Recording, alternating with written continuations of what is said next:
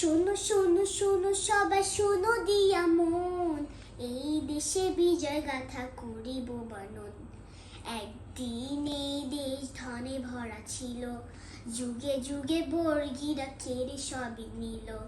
মাঠে ছিল সোনার ধান, নদী ভরা মাছ, জারি সারি গাইতো সবে সাঙ্গ হলে কাজ।